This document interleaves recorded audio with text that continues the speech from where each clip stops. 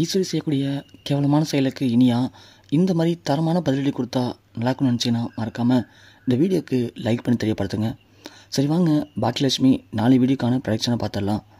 இங்கே ஈஸ்வரி திடீர்னு வீட்டில் இருக்க எல்லாருமே இன்றைக்கி வீட்டிலே இருங்க, யாரும் வீட்டை விட்டு எங்கேயும் போக வேணாம், இன்றைக்கி நம்ம சொந்தக்காரங்க வராங்க அப்படின்னு சொல்லவும், சொந்தக்காரங்க வரத்துக்கெலாம் நம்ம வீட்டுக்குள்ளே இருக்கணுமா, எனக்கெல்லாம் வேலை இருக்குது பாட்டி, நான் வெளில போகணும் அப்படின்னு எழில் சொல்ல, இங்கே பாடுறா, சும்மா முந்திரி கூட்ட மாதிரி பேசிகிட்டு இருக்காத, சொன்னது மட்டும் கேளு, இந்த பெரியவங்க சொன்னால் கேட்டுக்கணும் மதிக்கணும் அப்படின்னு உனக்கு தெரியாதா, எப்போ பார்த்தாலும் உங்கள் அம்மா மாதிரி முந்திரி கூட்ட மாதிரியே பேசிகிட்டு இருக்காத, இன்றைக்கி யாரும் வெளியில் போக வேணாம், சொந்தக்காரங்க ஒரு முக்கியமான விஷயமா வராங்க, அதனால தான் சொல்கிறேன், அப்புறமா நான் இல்லாமல் போயிட்டேன்னு நீங்கள் எல்லாம் கோச்சிப்பீங்க, அதனால் நீங்கள் இன்றைக்கி எல்லோரும் வீட்டிலே இருக்கணும் அப்படின்னு சொல்லவும், கோபியோனே சரிம்மா யாரும்மா வரா நம்ம வீட்டுக்கு அப்படி, அதான்டா ஜானகி இருக்கால, அவளும் அவள் குடும்பத்தில் இருக்க எல்லாரும் வராங்க.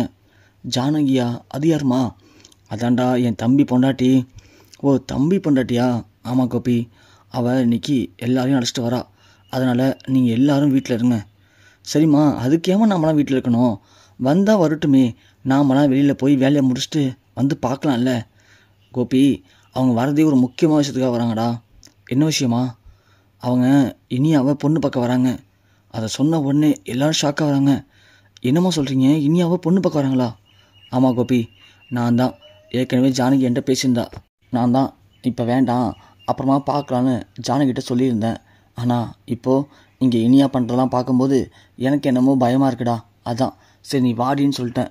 ஜானகி வரட்டும், ஜானகி பேரனும் நல்லா தான் இருப்பானா, நான் எனக்கு ஃபோட்டோ அமிச்சா, நான் பார்த்துட்டேன், எனக்கு அவனை பிடிச்சிருக்கு, அவன் வந்ததுக்கப்புறமா நீங்களும் ஒரு வாட்டி அவனை பாருங்கள், உங்கள் எல்லாருக்கும் பிடிச்சிருந்துச்சு அப்படின்னா நாம் அடுத்த முகூர்த்தத்திலே கல்யாணத்தை வச்சுக்கலாம் அப்படின்னு ஈஸ்வரி சொல்ல, பாக்கியா உடனே அத்தை நீங்கள் என்னத்தை பண்ணுறீங்க, யாருக்கிட்டே இப்போ இதுக்கெல்லாம் நீங்கள் ரெடி பண்ணீங்க, ஏன் பாக்கியா யாரை கேட்கணும் பண்ணி நான், அத்தை இனியா படிக்கிற பொண்ணத்தை, அவள் காலேஜ் போயிட்டுருக்கா, அவள் படிச்சுட்டு இருக்கா, அவள் படித்து முடிக்கணும், ஒரு நல்ல வேலைக்கு போகணும், வெளி உலகத்தை கற்றுக்கணும் தவிர ஃபஸ்ட்டு, அதுக்கப்புறமா பார்த்துக்கலாம். நீங்கள் ஏன் இப்போ அவசரப்பட்டு இருக்கீங்க அப்படின்னு சொல்ல, இங்கே அப்புறம் பாக்கியா நான் ஒன்றும் அவசரப்படலை, அவளுக்கு எப்போ கல்யாணம் பண்ணிக்கணும்னு எனக்கு தெரியும், அவள் எப்போ காதலிக்க ஆரம்பித்தாலோ அப்போவே அவளுக்கு கல்யாண வயசு வந்துடுச்சு, நாம் அதை கூட புரிஞ்சிக்காம அவளை படின்னு காலேஜுக்கு அனுப்பணும்னா அவள் அப்புறம் தப்பான முடிவு தான் எடுப்பா, அதனால தான் சொல்கிறேன், அவளுக்கு இப்போது கல்யாணம் பண்ணி வைக்கிறது தான் சரியான முடிவு,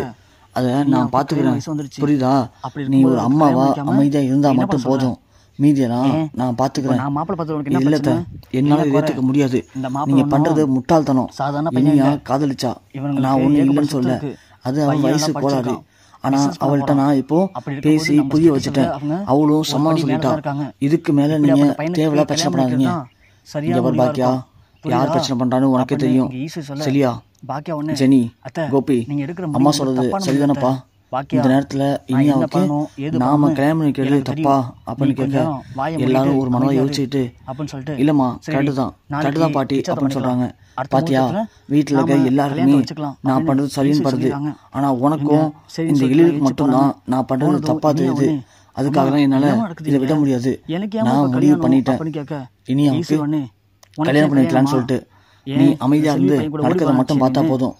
இனியா ஒன்று என்ன பாட்டி பேசுறீங்க, எதுக்கு எனக்கு இப்போ கல்யாணம், நான் இப்போ என்ன தப்பு பண்ணிட்டேன், ஆகாஷ் கூட பேசணும் தான், ஆகாஷ் கூட பழகினேன், எனக்கு பிடிச்சிருந்துச்சு, ஆனால் அம்மா சொன்னதுக்கு அப்புறமா நான் எல்லாத்தையும் விட்டுட்டு இப்போ காலேஜுக்கு போகலான்னு முடிவு பண்ணிட்டேன், நல்லா படிக்கணும்னு முடிவு பண்ணிட்டேன் பாட்டி, தயவு செஞ்சு நீங்கள் வாழ்க்கையை கெடுத்தாதீங்க பாட்டி, நான் தான் இனிமேல் தப்பு பண்ண மாட்டேன்னு சொல்லிட்டேன் பாட்டி, போதும் வாய முடியா, நீ ஒன்றும் பேச வேணாம், உங்ககிட்ட வந்து யாரும் நீ கல்யாணம் பண்ணிக்கலையான்னு கேட்கல, இன்னைக்கு பொண்ணு பார்க்க வராங்க, வீட்டில் மட்டும் இருந்தா போதும் தான் சொன்னேன், நீ ஒன்னே ஆரம்பிச்சது உங்க அம்மா மாதிரி அட்வைஸ் பண்றதுக்கு, இனியா ஒண்ணு என்ன பாட்டி இப்படி பேசுறீங்க, நான் தான் இனிமே பண்ண மாட்டேன்னு சொல்றேனே, அப்படியே என்ன புரிஞ்சுக்க மாட்டீங்க அப்படின்னு இனியாவும் எவ்வளவோ சொல்றாங்க, ஆனா இங்க ஈஸ்வரி யார் சொல்றதுமே கேட்கல, நான் முடிவு பண்ணிட்டேன், அவங்க வராங்க, அவங்க வந்து பார்த்துட்டு போவாங்க. அந்த பையன் பிடிச்சிருக்கன மட்டும் நீங்க பார்த்தா போதும், மீதியெல்லாம் நான் பார்த்துக்கிறேன் அப்படின்னு ஈஸ்வரி கிளம்பி போயிடுறாங்க. இனியா உடனே பயங்கரமா அழுகுறாங்க. இங்க பாக்கியலட்சுமியும் எப்படியாவது இனியா சமாதானப்படுத்த ட்ரை பண்றாங்க.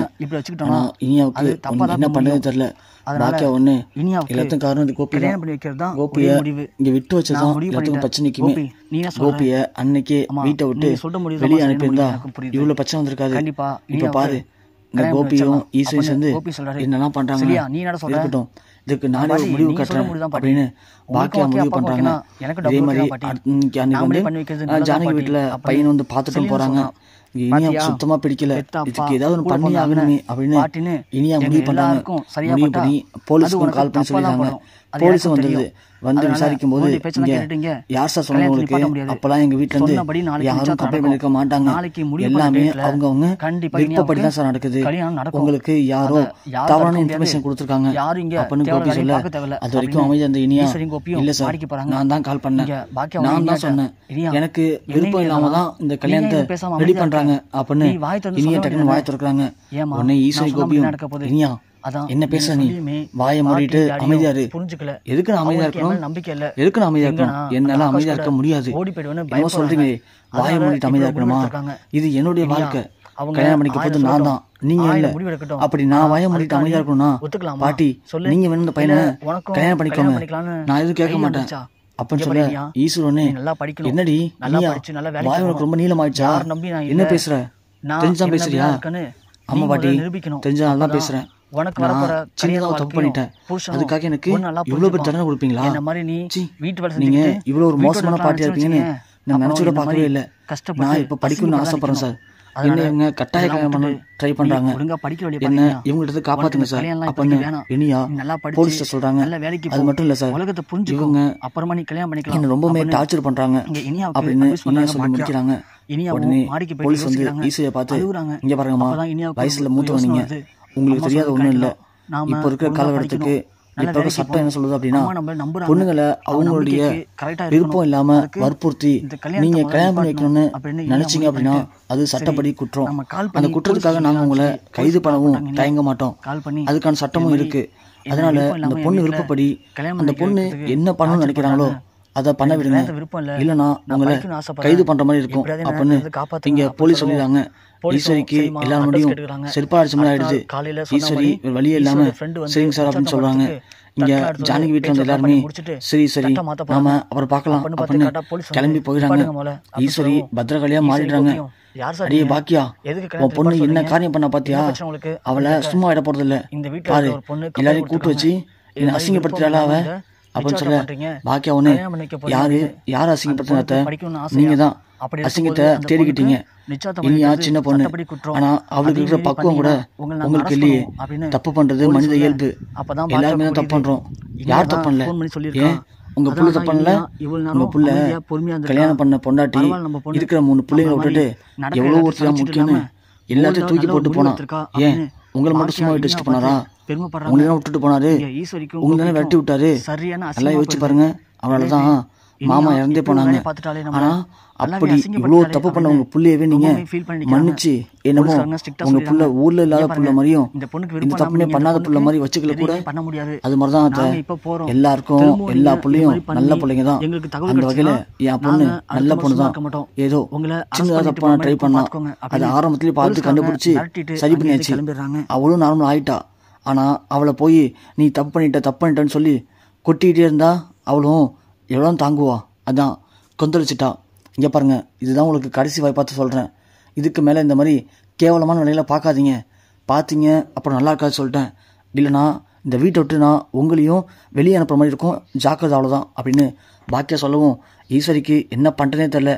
இப்படி நாம் ஒன்று பிளான் பண்ணோம், கடைசியில் இனியாக்கிட்டையும் பாக்கியாக்கிட்டையும் நல்லாவே அசிங்கப்பட்டுட்டோமே அப்படின்னு வயிற்றுச்சல்ல கொந்தளிச்சு போய் நிற்கிறாங்க ஈஸ்வரி.